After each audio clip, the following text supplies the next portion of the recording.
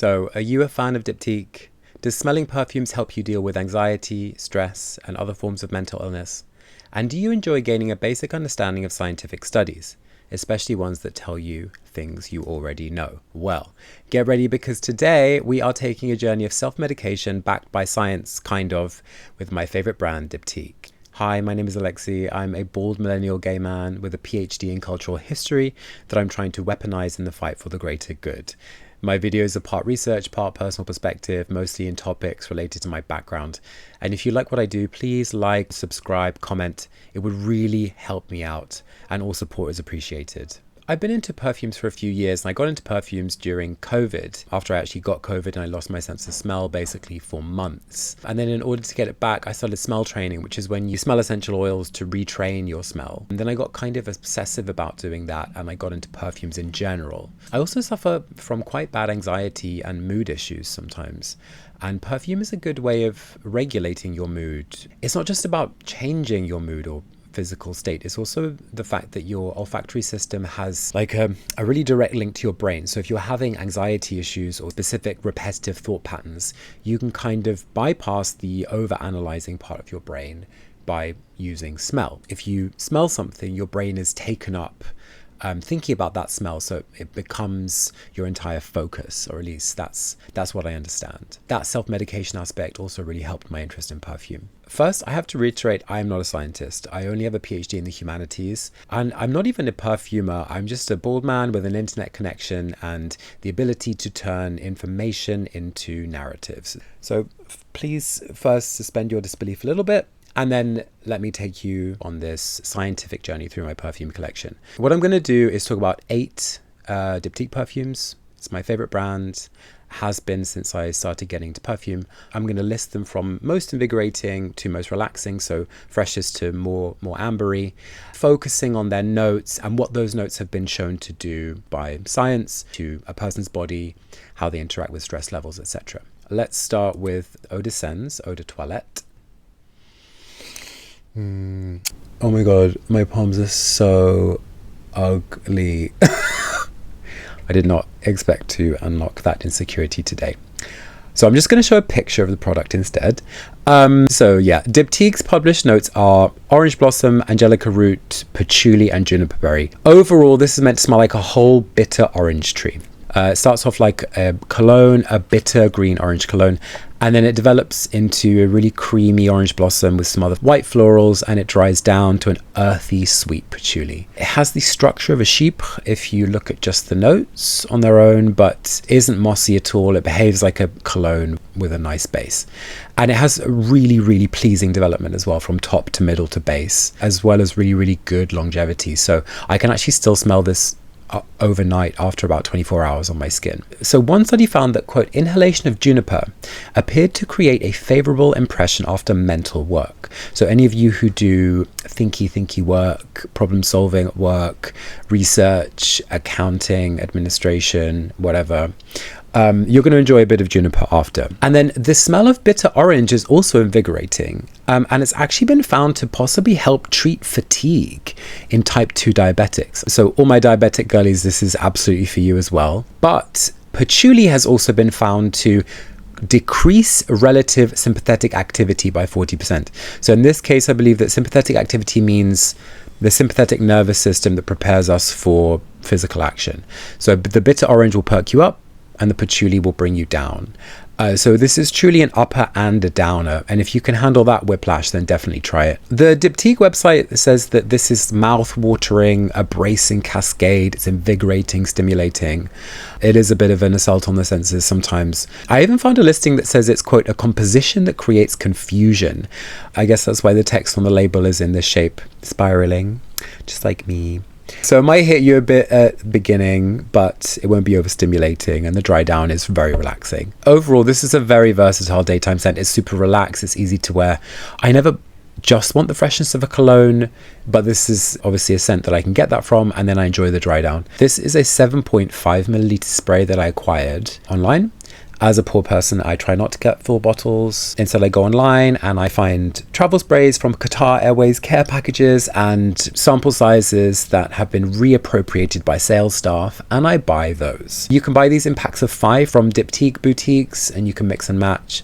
Each one has a really cute little design on the front, matching the scent. So next one is Eau Capitale. Yeah, fierce rose patchouli chypre. Diptyque says the notes are rose, pink pepper, bergamot, patchouli. Yeah, it's a 4-note banger. There's so much complexity in here that it doesn't really matter that you only smell 4 notes. The bergamot is really icy and piercing. The rose has this sweet, sour, boiled candy effect. And there's tons of green, spicy notes here too. So it's really green and sharp from beginning to end. The patchouli as well is not sweet here. It's earthy, right? And overall the fragrance is dry and sharp all the way through. Let's talk about rose, because rose is one of the stars of this perfume. One study sees rose as a, quote, awakening smell, which makes sense. And the same study says that rose and patchouli both, as I mentioned above, decrease relative sympathetic activity. So rose and patchouli both calm you down, but rose is also awakening. So bergamot also has been found to relieve work-related stress of teachers, and both physical and mental states become more relaxed with bergamot. So Eau Capitale is absolutely for you teacher girlies. Come home, long day in the school, spritz some bergamot on, you're done. Those kids in their GCSEs will be a distant memory. I got a 10 milliliter. Here's my ugly palm again. I got this fairly recently. I'm naturally an amber wearer, so I only wear this when I want to feel outside of myself or pretty different from myself, which as you can see is pretty often, and it's a big projector. So Diptyque says this is like a tribute to Paris, and it's a chypre, the website says, because only a chypre, the accord with 1,000 facets, could portray the city with 1,000 faces. So this is for all you fake Gemini girlies too, who can't be trusted. So invigorate and focus after a full day of lying to people. Eau Capitale, love. Next one, so you all knew this was coming. Tuberose, Orange Blossom, Jasmine, Marine Accord, Amberwoods. It is Diptyque's smash hit favorite, Caucasian woman, Son Eau de Parfum. Whew. Wish I could say I got this bottle in PR. No, my sister wore this at her wedding and she gave me the end of the bottle because she is an ally, and honestly it's truly such a banger still. Gorgeous green, slightly marine tuberose, white florals, sharp petitgrain in the middle. So good. Jasmine has been found to be an awakening fragrance, and it creates a positive mood. It's also been found to calm anxiety. So one study recommends that jasmine be used to treat generalized anxiety disorder. So that is loud and clear. Anyone with generalized anxiety disorder, absolutely get this if you can afford it. Obviously dropping £160 will add to your generalized anxiety disorder probably, but it's an investment. Okay, so extended notes list for this fragrance also mentioned petitgrain. Wiki Parfum mentions that too, and yeah, it's true. There is like a harsher, fresher orange note here than just orange blossom. One study found that sweet orange, because of the ingredient limonene, induces feelings of excitement. And another found that orange odor reduced anxiety and increased positive mood and calmness in women. So it doesn't say anything about increasing positive mood and calmness in gay men, but let me tell you, it absolutely does that for me. I personally find this to be a really relaxing, kind of refreshing fragrance. Diptyque says that this scent brings to mind the sundown hour, which I think is true. I actually spray this on my hands sometimes when I want to go to sleep, or on my soft furnishings around my bed. I guess this is why you have this diva on the front chilling, overlooking Halong Bay, thinking about the sea breeze. There's actually even a Son animated video, which is very vibey. You should check it out if you want to. So the next ones are 34 Boulevard Saint-Germain. Boulevard Saint-Germain. I do not speak French. Full bottle alert. Empty full bottle. But I bought this myself with my own money. And I also bought the Eau de Parfum with my own money as well. I paid full price for the EDT and I have used it up. Absolutely worth it. And the EDP I acquired through a homosexual confidant who works in a department store in London that shall remain nameless. So 40% off. Thank you, sister. I'm going to count them together, even though the notes are listed as being different, but they aren't really. So let's start with the EDT. Diptyque's listed notes for the EDT are rose, cinnamon, blackcurrant buds, and an amber patchouli accord. So yeah, kind of. There's a very green, fresh cassis element. There's like a green, sharp rose geranium thing. There are warm, sweet spices like cinnamon and clove and a ton of other things. Along with that, there's like a really creamy element. I'm not sure where it's coming from. Other notes I've seen listed include fig leaf and iris, so maybe that, or also sandalwood. And then this amber patchouli accord is really hard to make out, but it's green and kind of sparkly in a way in the dry down. And I've seen eucalyptus mentioned in extended note lists, so that makes sense. Overall, the effect is this kind of like greenish amber. Fragrantica calls it a chypre floral, but I think it's not really mossy enough. It does have a really pleasing 3-stage top heart base development, and so it's green, fresh, spicy citruses in the top, creamy, spicy floral heart, a green amber base, and also crazy longevity. So the base stays basically overnight for me. How will this help your mental health? So obviously we've spoken about rose already, but a study about essential oils and their effects on anxiety found that after smelling rose,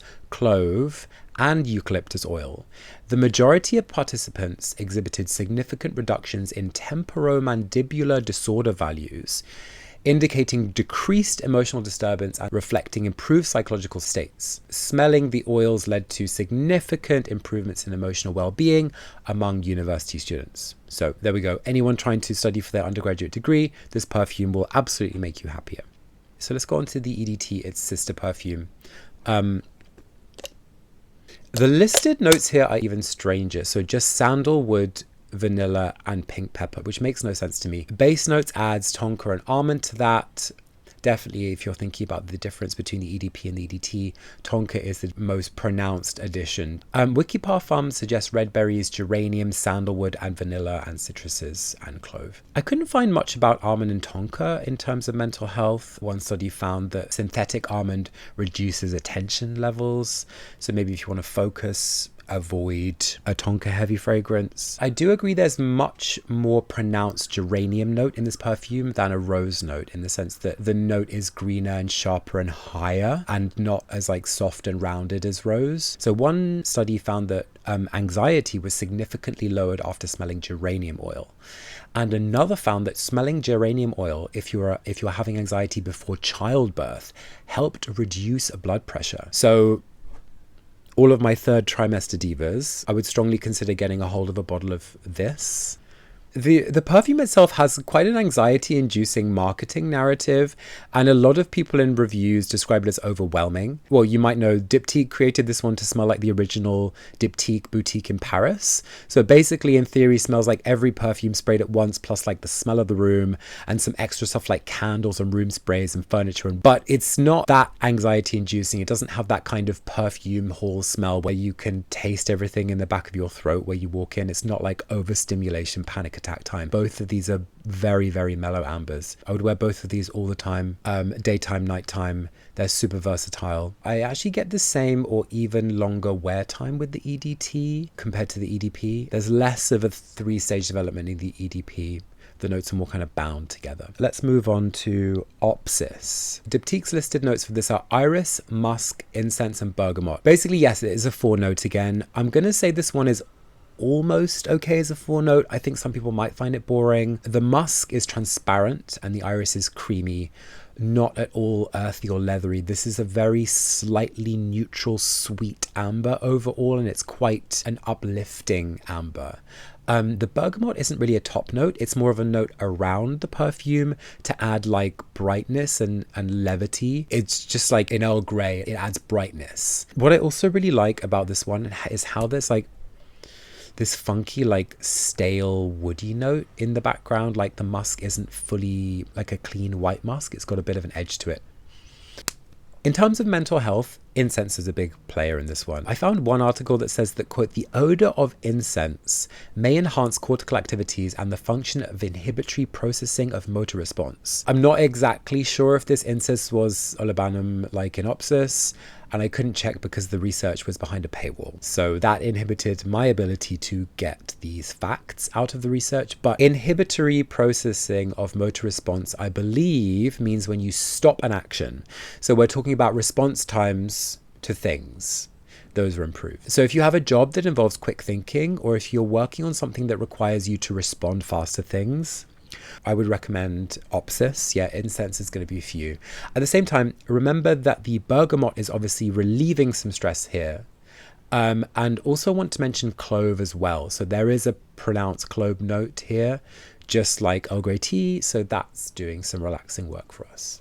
This is a Harrods exclusive, and the Harrods website says that, quote, the perfume captures the electrifying atmosphere of an evening at the theatre in 1920s London. So personally, I hate going out in central London. I don't know, about 100 years ago, but getting the tube to Piccadilly Circus at 7 p.m. on a Saturday, the crowds, the people pushing, TfL prices are so high at the moment, people standing on the left on the escalator. No, thank you. If I was wearing this, maybe my motor responses would be improved enough that I just cancel my plans. But it's actually much more of a chill perfume than that anxiety fantasy I just conjured up. It's a very easy reach. It's very, very versatile. I wouldn't say it has great projection or longevity, but yeah, it's a very, very easy to wear unisex amber. I got a decant of this online. I would buy one again. I would consider buying a full bottle, not because of the wow factor, but because I could literally wear this all the time. Oh, we are getting into full relaxation time. Eau Duelle EDP. Oh, okay. Ugly palms, ugly palms. What I really like about this is that the juice has gone brown. You buy it and it's quite pale and it goes brown. So Diptyque's published notes are vanilla, cypriol, pink pepper, and incense. You can find extended lists online that add things like calamus and juniper berry and black tea. And it's a smoky, leathery, dark, kind of sweet, wood-burning fire, cozy amber. And Diptyque is on the website talking about how this is a sweet, sugary vanilla. I think that's because of the recent gourmand craze in perfumery. Everyone's buying stuff that smells like caramel and candy floss and ice cream or whatever. But this is straight up lie from Diptyque. It's not sweet. It's dry and creamy. It's one of the driest vanillas on the market, and that's why I bought a full bottle. Mental health stuff. So very interesting. I found a study that said that exposure to ambient vanilla aroma decreased heart rate significantly compared to exposure to ambient citrus aroma. So firstly, this study pumped the smell of vanilla into a room and measured how people acted. So wild. Science is so crazy. Also, response times to stimuli were slower when people were smelling vanilla, and projected introvert emotions were higher. So that means, I believe, that if you were smelling vanilla, you perceive other people as more introverted. So in short, vanilla will chill you out, but also could make you see other people as standoffish. So if you have social anxiety, maybe think twice about Eau Duelle, or maybe wear it when you're not surrounded by people. I don't know. But there is also incense here and a bit of juniper and citrus. So these are doing some energizing, positive work for us. There is this kind of like green pine-like element as well that evokes fresh wood being burned. It's so nice. I did find one study that spoke about how the smell of burning pine wood is a kind of classic, comforting, nostalgic smell, which you associate with cozy winter. But like, yeah, obviously we all kind of knew that. I wear this in winter, especially on winter nights. It's a no-brainer. If you like vanilla, I'm sure you'd love this. On to the final one. So this is Benjoin Bohème. Benjoin Bohème. I'm really sorry. Eau de Parfum. This is probably my favorite in my collection. This is so calming. So benzoin, Peru balsam, labdanum, and patchouli. Angelica in the top, sandalwood in the base. Those two aren't listed, but they will be in extended notes lists. No top notes at all, really. Just dry resins, balms. Everything is blended so well. So we've spoken about patchouli, which is giving us decreased relative sympathetic activity. I don't think there's much literal vanilla in here, but of course benzoin is vanillic, so I guess we've got that making our motor responses slow and possibly, giving us increased perceived introvert emotion. But if we add to that sandalwood, which is definitely in here in the base. One study sees this as a sedative fragrance, which makes subjects feel comfortable. Absolutely true. Just super relaxing across the board. For me, one of the best parts of this fragrance is that you actually have multiple different ingredients that stand apart from one another in terms of smell. So sandalwood and patchouli smell different, and they both smell different to benzoin, but the notes all bump up against each other in terms of register, so they're all basically base notes. So the scent is clearly an amber, but there isn't too much extra wet sweetness from vanilla or tonka or ingredients that make the accord feel homogeneous. There's a lot of character to this fragrance, even though it's just an amber, right? Another full bottle. I did buy this using my own money. So I got this bottle in 2022, this beautiful glass bottle, cracked, like it's about to break. I don't know if any of you can relate to that. This was £178 for 100 millilitres back in 2022. Now it costs £230 for 75 millilitres. So that's left me cracked. These price hikes are wild. I mean, even though this is an amber, there's also something quite formal and sophisticated about it. So I kind of wear this when I want to smell like expensive, which as you can tell is basically never, but it is gorgeous. And if you want to feel the fantasy, I would absolutely say buy a bottle of this. It's gorgeous. So I want to conclude by saying thank you for watching this video. I also want to say I was inspired for this video by Claire Smith, who is one of my favorite perfume content creators. I don't actually know her. She's a scientist who does perfume reviews. Hi Claire, thank you for making amazing content. And I want to reiterate again, I'm not a scientist. She is a real scientist. I'm not. So if you're interested in more scientific stuff, go and follow her. She's great.